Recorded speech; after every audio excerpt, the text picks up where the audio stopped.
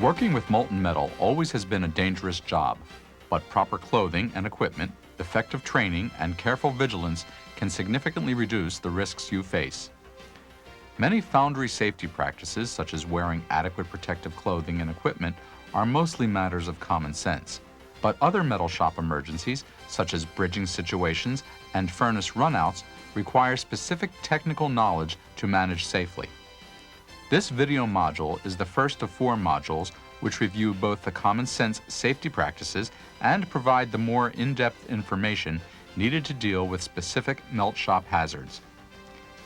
It's the goal of this video series to make all foundry men aware of the life-saving precautions that must always be taken whenever metal is melted. In this module, we'll look at one of the most common of all foundry hazards, molten metal splash, and its more serious form, furnace eruption or explosion. Many serious foundry accidents occur during furnace charging when foundry men come in close proximity to the molten bath. Splashes caused by dropping large pieces of scrap and by water-metal explosions pose a constant danger. Wet charge materials are a particularly serious safety hazard in all foundries.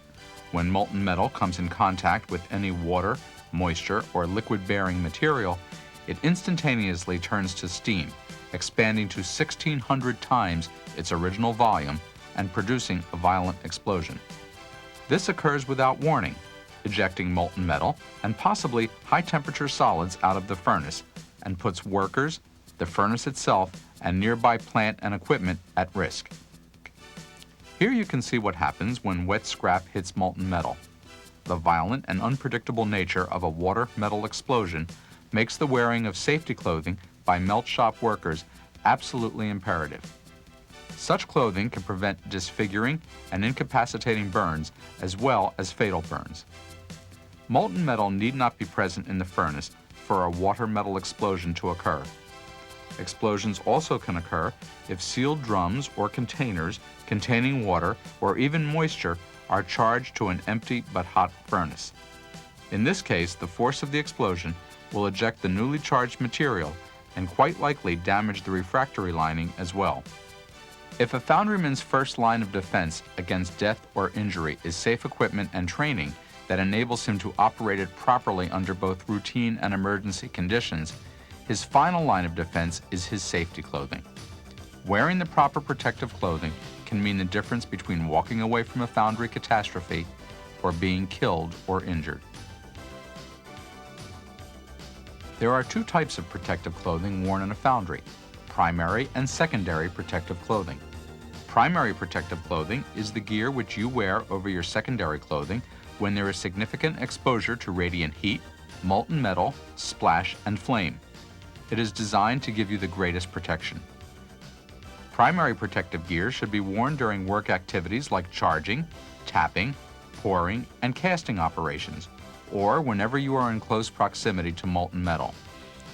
Primary protective clothing includes safety glasses, a face shield, hard hat, jacket, apron, gloves, leggings, spats, cape and sleeves, and can be made of aluminized glass fabrics, leather, special synthetic fabrics, or treated wool. Foundrymen working with or directly exposed to molten metal must wear primary protective clothing. Improper flammable clothing is the #1 cause of severe burns due to molten metal. For eye-face protection, safety glasses with side shields would be the minimum requirement. For molten metal exposure, a face shield is needed in addition to safety glasses. Your eye is extremely susceptible to injury, and protection is so easy to provide.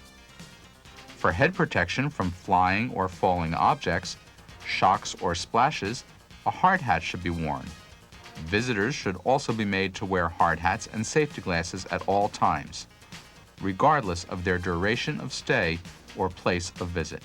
When working near places where there is heat, heat-resistant, flame-retardant gloves should be worn.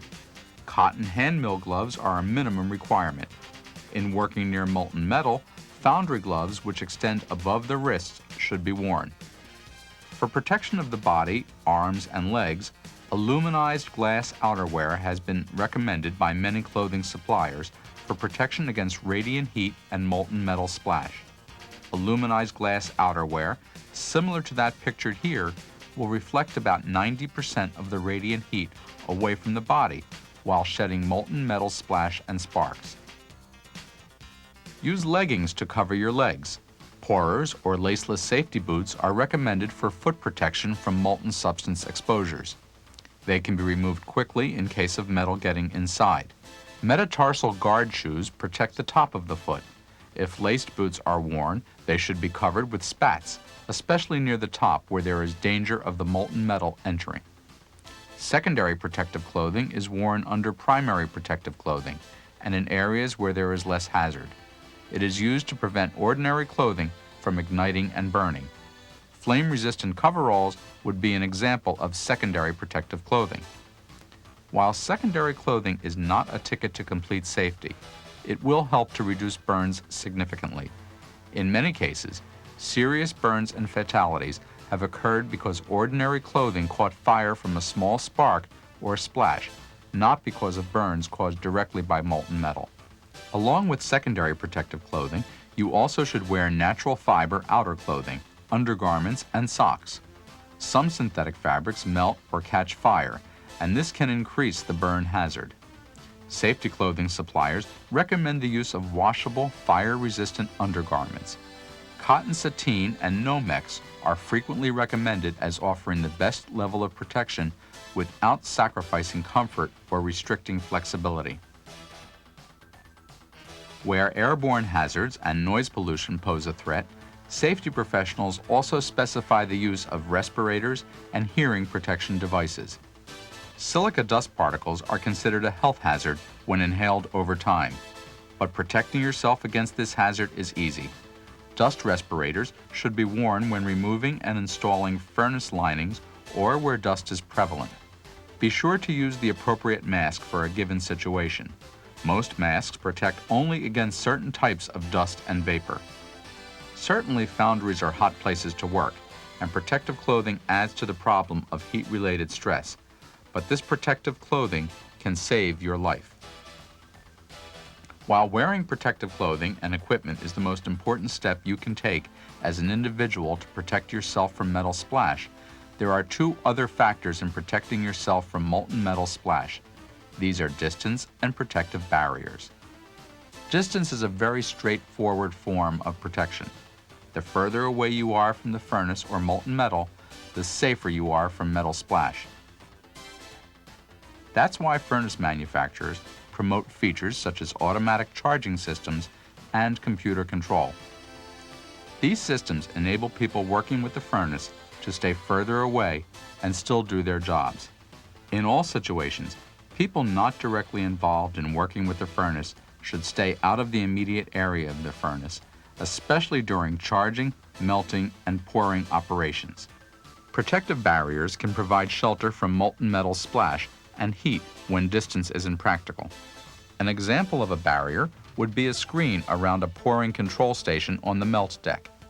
Since many serious foundry accidents occurred during furnace charging, when foundry men come in close proximity to the molten bath, remote charging systems serve to enhance safety by permitting the operator to be safely back from the furnace or behind protective screens during charging. Typical charging systems include belt and vibratory conveyors, charge buckets, and chutes. Charging systems also reduce damage to furnace linings caused by heavy charged material striking the lining. In foundries where most of the charge originates as scrap, wet charged materials pose the greatest cause for concern. Some foundries reduce the possibility of water-metal explosions by storing scrap under cover for at least 1 day and then carefully inspecting bales and containers for any residual moisture. But a more reliable solution being used by an increasing number of foundries today is to use both remote charging systems and charge dryers or preheaters. Dryers and preheaters make an important contribution to safety by minimizing surface water and moisture. This is accomplished by passing scrap through an oil or gas-fueled flame tunnel before the scrap enters the bath. This greatly reduces the chance of metal-water explosions. These systems also burn off much of the dirt and oil, producing a cleaner charge and reducing the energy required in the furnace to melt the scrap. Cold charge, or tools, and easily fragmented materials pose a special hazard for induction furnaces and their operating personnel because they may contain a thin layer of surface or absorbed moisture. On contact with the melt, the moisture turns to steam, causing spitting or splashing. Proper protective clothing and face and eye protection will normally protect the operator. Preheating the charge and tools prevents many splashing injuries. In ferrous metal foundries, the greatest splashing risk occurs toward the end of the melt, when a foundryman adds ferroalloys or introduces tools into the melt. Ferroalloy materials can absorb moisture from their surroundings. Sampling spoons and slag rakes collect moisture as a thin film of condensation. Following manufacturer's instructions for storing alloying materials and preheating tools minimizes moisture accumulation, reducing the risks of splashing. In a non-ferrous foundry, spitting or splashing can accompany the introduction of ingots into the melt, as surface condensation comes in contact with molten metal. Ideally, ingots should only be placed in an empty furnace or on top of solid foundry returns. Ingots added to a molten pool should be preheated or introduced using a remote charging system. The combined use of drying and preheating systems and remote charging systems can significantly reduce accidents related to furnace charging operations. In summary, foundries can provide maximum safety from molten metal splash by preheating or drying charged materials before they are put into the furnace, by using remote charging systems, by providing protective barriers or screens for melt deck workers, by keeping anyone not involved in the melting operations a safe distance away from the furnace, by providing safety clothing and personal protective equipment to workers and visitors and requiring that it be worn. As a foundry worker, you can assure yourself the greatest protection from metal splash by wearing the proper primary and secondary safety clothing and personal protective equipment. You must never lose sight of the fact that working with molten metal in a foundry is serious business and involves many hazards, ranging from minor burns to fatal burns. But by being aware of the dangers and taking the appropriate steps to safeguard yourself, you can reduce the day-to-day risks associated with your work.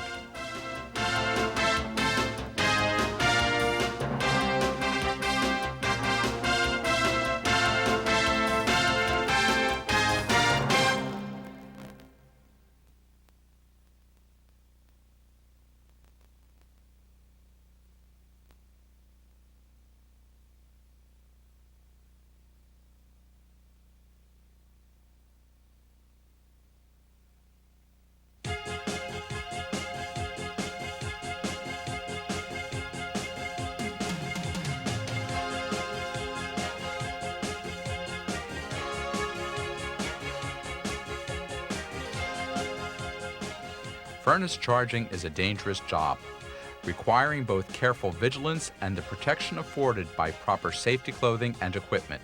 It involves the hazards of metal splash and possible furnace eruption if wet or damp materials get into the furnace. But there is another potentially more serious danger associated with melting a charge in an induction furnace. It's called bridging. A bridging condition exists when cold charged material in the top portion of the furnace is not in contact with the molten metal in the bottom of the furnace. When bridging occurs, cold charged material is no longer serving to moderate the temperature of the bath during the melting cycle. Also, the air gap between the molten metal and the bridge acts as an insulator. The molten metal in the bottom of the furnace, under the impact of full melting power, will superheat. This superheating in an induction furnace will occur very rapidly and will soon raise the temperature of the bath above the maximum temperature rating of the refractory. Also, excessive stirring in the bottom of the furnace, due to the small metal mass and high power density, will combine with the high metal temperatures to cause rapid lining erosion or possibly complete refractory failure. Without immediate attention to a bridging condition, a runout may occur. A runout can cause a fire under the furnace and in the pit area, with loss of hydraulics, control power, and water cooling. It also can cause an explosion if the molten metal encounters water in the pit or if it burns through the coil. Bridging can occur in any induction furnace, and all furnace operators must be able to recognize bridging and its dangers. All operators also must know how to solve a bridging problem. Bridging may reveal itself with one of several warning signs. The most common and clear warning sign that bridging has occurred is that the melt is taking longer than calculated. If the charge is not melting down into the furnace as expected, or if there is solid metal in the top of the furnace when the operator would normally expect the bath to be fully molten, the operator must switch off power immediately. Under no circumstance should the operator increase power or extend melting time to try and melt that metal. If ferrous metal is being melted, the chemical reaction which it creates on contact with the furnace lining will, under superheated conditions, produce carbon monoxide. This gas may reveal itself as small blue flames on or in the bridge. The appearance of these flames indicates the bridge may be pressurized and it must not be breached. In the case of a non-ferrous charge, gas production will also occur, but there are no flames or other visible indications of its presence. If a bridge occurs, power must be turned off immediately until the bath temperature is known. If the bridge has completely sealed the top of the furnace, pressure may build up between the molten metal and the bridge.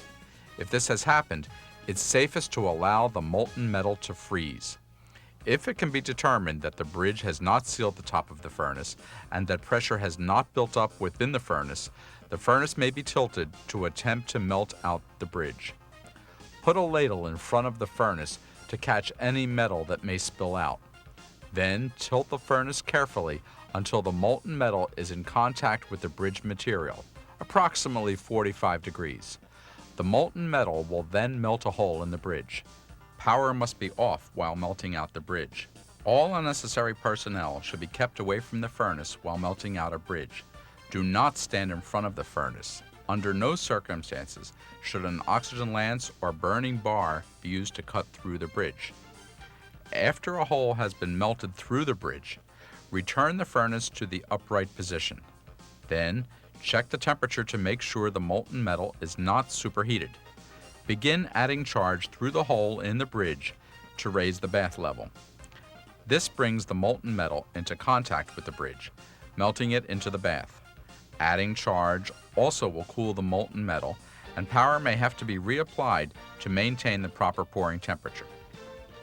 However, power must not be turned on if there has been a ground leak detector trip indicating metal to coil penetration, if the variable frequency power supply had been running at a higher than normal frequency, or if the fixed frequency power supply required more than the normal number of capacitors to be switched in, indicating an eroded lining, if there is excessive surface lag visible, evidence of serious lining damage, or if the water temperature in the coil is higher than normal.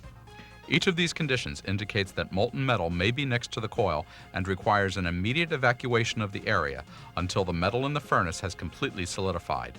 If none of these conditions exists, the melt can continue. Once the bridge has been melted away, the furnace should be poured empty as soon as possible so the lining can be examined for any signs of damage. If there is any doubt about the integrity of the lining, replace it. The chance of a bridging situation occurring can be minimized by using proper charge material and by making sure that different sizes of charge material are added correctly. It is vital that every furnace operator be able to recognize and react correctly to a bridging situation in his furnace. His life and the lives of his co-workers may depend on it.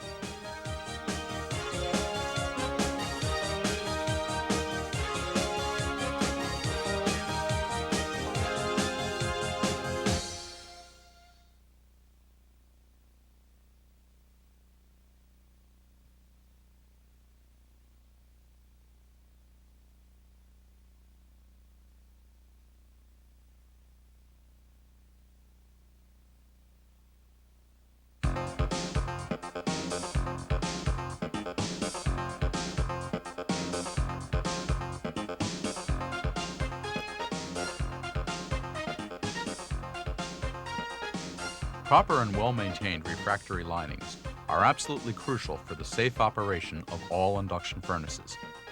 Your life depends on that furnace lining standing as a firm and reliable barrier between you and the molten metal inside the furnace. This requires that you treat the lining carefully during all furnace operations, as well as follow comprehensive inspection, record-keeping, and replacement procedures. Without question, metal runout ranks among the most severe accidents that can occur during melting and holding operations. Runouts occur when molten metal breaks through the furnace lining. If cooling, electric, hydraulic, or control lines become damaged, there may be an imminent danger of a fire or water metal explosion. Maintaining the integrity of your furnace lining is the key to preventing a runout. And the key safety system to alert you to the possibility of imminent lining failure is your ground leak detector. This system, necessary in most non-removable crucible furnaces, includes both a ground detector circuit associated with the power supply and a ground leak detector probe located in the furnace floor. It is designed to provide both warning of metal-to-coil penetration of the refractory lining, a highly dangerous condition that could lead to a furnace eruption or explosion, and important protection against electrical shock. The probe in the furnace is composed of an electrical ground connected to several wires which extend through the refractory and contact the molten bath or a conductive crucible. This system serves to electrically ground the molten metal bath. In some small furnaces with non-conductive, non-removable crucibles, where the bath cannot be practically grounded, the ground leak detector probe may take the form of a wire cage located between the crucible and coil. This wire cage serves to ground the bath if metal penetrates through the crucible. Both of these probe configurations provide shock protection to melt deck workers by assuring that there is no voltage potential in the molten bath. If molten metal were to touch the coil, the ground leak detector probe would conduct current from the coil to ground. This would be detected by the ground detector module, and the power would be shut off to stop any coil arcing. As a normal safety precaution, power to the furnace always should be turned off during slagging, sampling, and measuring. To keep the ground leak detector probe working properly in a furnace with a rammed lining, care must be taken when installing the lining to ensure that the ground leak detector probe wires come into contact with the bottom of the lining form. Also, when patching a furnace lining, it is essential that the ground leak detector probe wires remain exposed, permitting contact with the furnace bath. It is important to check your furnace's ground leak detector probe frequently, because it can be covered during improper furnace relining, can burn off, can be isolated by slag, or otherwise can be prevented from providing a sound electrical ground circuit. But the goal of all safe induction operations is not to have a refractory lining fail while in service. When furnace linings fail, it's usually for one of these reasons. The wrong refractory material was used for a particular application. The refractory was inadequately or improperly installed. The normal lining wear produced by the inductive stirring of the metal was not monitored, and the lining was allowed to become too thin. Physical shocks or mechanical stress damaged the lining. Excessive temperatures or thermal shocks damaged the lining. And finally, slag or dross was allowed to build up. Any one of these situations can result in a metal runout from an induction furnace. Let's look at each in more detail. Choosing the right refractory material for your specific melting or holding application is the first step in preventing a furnace runout. The best way to select the right refractory is through close consultation with your refractory supplier. Proper installation of the lining is as important to the safe operation of the furnace as the selection of the right material for your application. Again, follow the installation recommendations of your refractory supplier.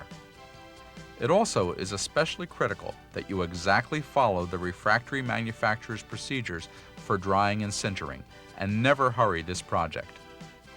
In induction furnaces, refractory linings and crucibles are subject to normal erosion due largely to the inductive stirring caused by the induction furnace's magnetic field. In theory, refractory wear should be uniform, but in practice the most intense wear occurs at the slag metal interface, where sidewalls join the base, and at thin spots caused by poor lining procedures. The entire furnace should be visually inspected whenever it is emptied.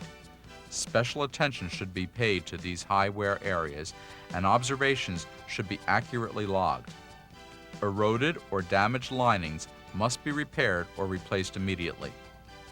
Although useful, visual inspections are not always possible, nor can visual inspection alone reveal all potential wear problems. Some critical wear areas, such as the lining forming the inductor box of channel furnaces, remain covered with molten metal between relinings. The presence of a low-density refractory area can likewise escape notice during visual inspections. These limitations make lining wear monitoring programs essential. In situations where frequent visual inspections of coreless furnaces are not practical, when, for example, they are used for continuous holding and dispensing, operators should remain alert for two important warning signs of lining wear: attainment of maximum power at a lower than normal applied voltage, or higher than normal operating frequency in variable frequency power supplies, and in fixed frequency units, an increase in the number of capacitors needed to be switched into the circuit to maintain unity power factor. Useful though they may be, changes in electrical characteristics must never be thought of or used as a substitute for physical measurements of the lining itself. The sudden or cumulative effects of physical shocks and mechanical stress can also lead to a failure of refractory material. Bulky charged material dropped into an empty furnace can easily cause the lining to crack upon impact. Remotely controlled automated charging systems are engineered to put charged materials into the furnace without damaging its lining. Refractory manufacturers take furnace temperature extremes into account in formulating their products. For this reason, it is important that refractory materials be used only in applications that match a product's specified temperature range. Slag or dross is an unavoidable byproduct of melting metal.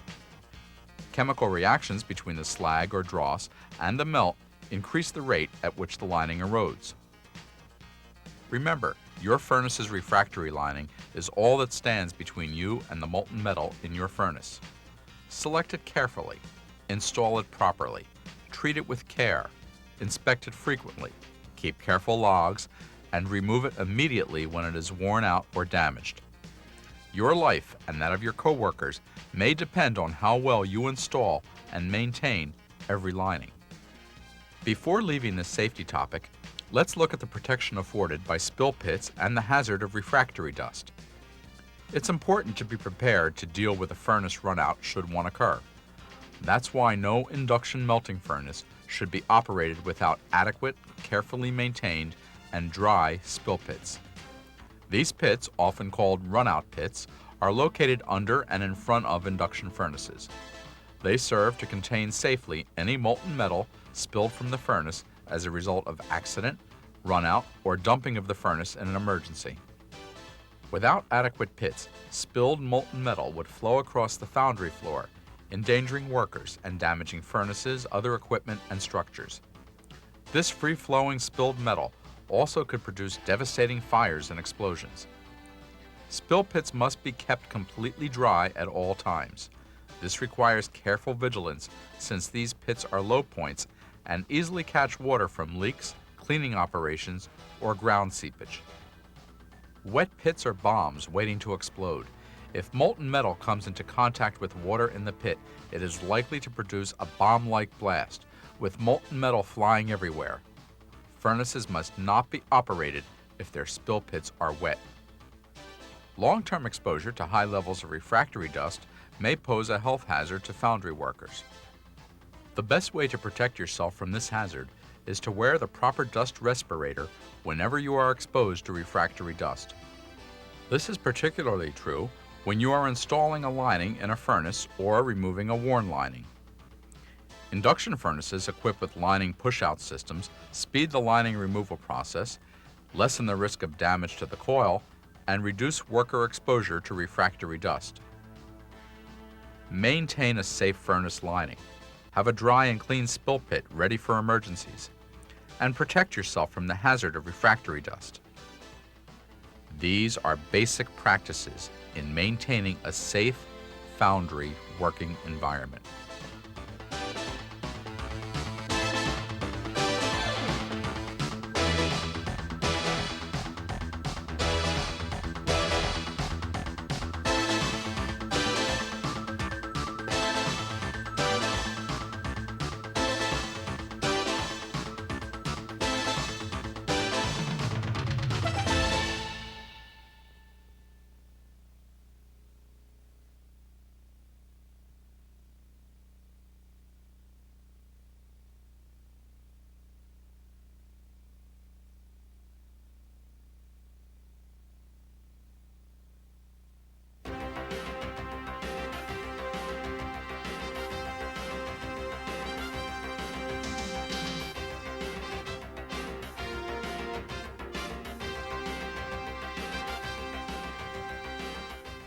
While many electrical systems in foundries are similar to those in other industries, a foundry's induction melting system involves high levels of electrical power, levels more commonly associated with power company substations. For this reason, induction systems require special attention to electrical safety. Induction systems with their open-air bus bars and other exposed conductive surfaces present more electrical hazards than most other types of industrial equipment. Consequently, modern induction furnaces and power supplies are designed with safety systems to reduce these hazards. For example, in the latest induction installations, current handling bus bars and components are covered by protective enclosures. To provide additional protection, there are several types of safety interlocks designed to turn off power if power supply access panels or doors are opened. But for these and other safety systems to be truly effective, all workers must respect the protection these systems provide and not override or defeat their functions. The following are some basic rules for electrical safety in the melt shop. The first rule is that only trained induction system operators should be permitted to run induction melting equipment. A trained operator must be fully knowledgeable about the system's controls, alarms and limits, diagnostic functions, and safety features. He must be fully versed in the safety rules and procedures related to the system's operation. To keep all personnel alert to the dangers associated with induction electrical systems, warning notices must be posted on all equipment that operates at high voltages, and these notices must not be removed or covered. All power supply doors and lockable protective enclosures must be kept locked and the keys secured and controlled. Unless an induction system operator is also a trained electrical service technician, he should never open the power supply cabinet doors or be allowed access to any secured high voltage areas. Next, induction melting equipment should not be run if any safety systems are inoperable, such as the ground leak detector or probe, door interlock switches or locks, or capacitor pressure switches. Finally, power supplies must be turned off whenever any process involving worker contact with the metal bath is taking place, such as taking samples, checking metal temperature, or slagging. This is to prevent shock or electrocution if the metal bath were to come into conductive contact with the induction coil. In addition to the safety interlocks, designed to turn off power automatically when power cabinet service access doors are opened, modern induction melting equipment normally includes a variety of other key safety systems. Ground leak detection systems turn off power if metal in the furnace comes close to or touches the induction coil. This serves both to help prevent a runout and to reduce the chance of shock or electrocution from power conducted through the bath. Ultra-fast acting solid-state circuit breakers on larger systems and current-limiting reactors and quick-acting circuit breakers on smaller systems provide protection against component failure and major line disturbances. Secondary isolation from the incoming power utility line may be provided through an isolation transformer located between the inverter and the furnace. Primary isolation may be provided by locating a transformer between the incoming power line and the inverter. Capacitor pressure switches detect capacitor malfunctions that can lead to pressure buildup inside the capacitor case. If undetected, this pressure buildup may cause capacitors to explode. Pressure switches help prevent this by shutting down the power supply if pressure builds up. In many advanced induction power systems, self-diagnostic controls not only prevent the unit from operating when a fault is detected, but also identify the location of the fault. In servicing induction equipment, supervisors need to be especially aware of electrical safety. It is imperative that they impress on even their most experienced maintenance workers that shortcuts, such as overriding safety interlocks, are totally and completely unacceptable when working with even the smallest induction furnaces and power supplies. The following procedures will help minimize the risk of electrical accidents while servicing induction furnace coils, power supplies, and conductors. First and most important, allow only fully qualified and properly trained personnel to perform maintenance or repair on any induction equipment. And before any maintenance or repair work is done, ensure that the equipment is disconnected and locked out. A safety lockout system is an effective measure to prevent electrical shock. It is the safest way to prevent power from being turned on accidentally while equipment is being serviced.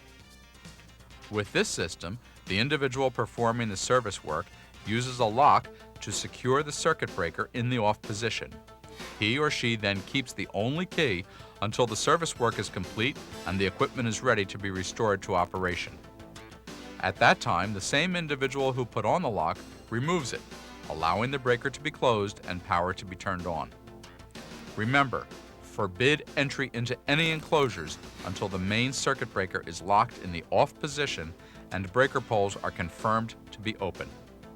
Even then, wait 5 minutes after opening a breaker before opening cabinet doors. This allows capacitors time to discharge harmlessly. Next, test all bus bars for residual voltage before touching anything. Be aware that there are some areas inside the power supply that are on the incoming side of the breaker and remain energized even after the breaker is off. In newer units, these are marked and protected by individual covers. If you remove such a cover, you must replace it after the area has been serviced. This will help protect the next person servicing the unit from accidental contact with the energized component. If the power supply energizes more than one furnace, leads to the furnace undergoing maintenance or repair must be disconnected from both ends of the coil and the furnace induction coil grounded. Typically, induction furnaces require 2 separate electrical systems. One for the operating system, such as the cooling system, furnace tilting, and instrumentation, and the other for the induction coil power. Electricity for the induction coils normally is furnished by a specially designed power supply connected to a 3-phase high-voltage, high-amperage utility line. This means that foundry workers cannot assume that the power to the furnace coil has stopped just because service has been interrupted to the furnace's cooling system or hydraulic pumps. In foundries, as in many other manufacturing operations, moving equipment poses a trapping hazard to the unwary. Trapping occurs when all or part of a worker's body becomes caught between moving equipment and another object or structure.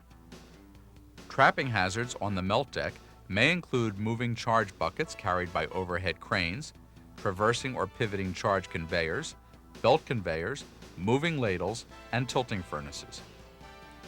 Induction furnaces tilt forward to pour, then return to the upright position for charging and melting. While in motion, they can pose special hazards for foundrymen. One preventable accident occurs if a foundryman's feet become trapped between a descending furnace top plate and the working platform. Ideally, a foundryman should know the path a furnace or other piece of mobile equipment will travel when it is set into motion, and remain behind designated safety barriers until the machine completes its duty cycle and returns to its normal resting position. Trapping also is a hazard during maintenance operations when workers must be within a piece of equipment's motion path. That's why special steps must be taken to disable the equipment electrically by locking out the power and securing the equipment mechanically before maintenance work begins. In a foundry, this is particularly true of furnaces. If work is to be performed on a tilted furnace, for example pushing out a lining, the furnace must be secured in the upright position with a mechanical support. Reliance on hydraulics alone could lead to the furnace dropping without warning, causing injury or death to anyone trapped underneath. Working with molten metal always has and always will be a dangerous occupation. Responsible foundrymen acknowledge the risks and the possibility of serious accidents. While it is impossible to remove the risk from melting metal, it is possible to make the melt shop an accident-free workplace. Your life and that of your co-workers could depend on your attention to safety rules and procedures and on knowing what to do in emergency situations.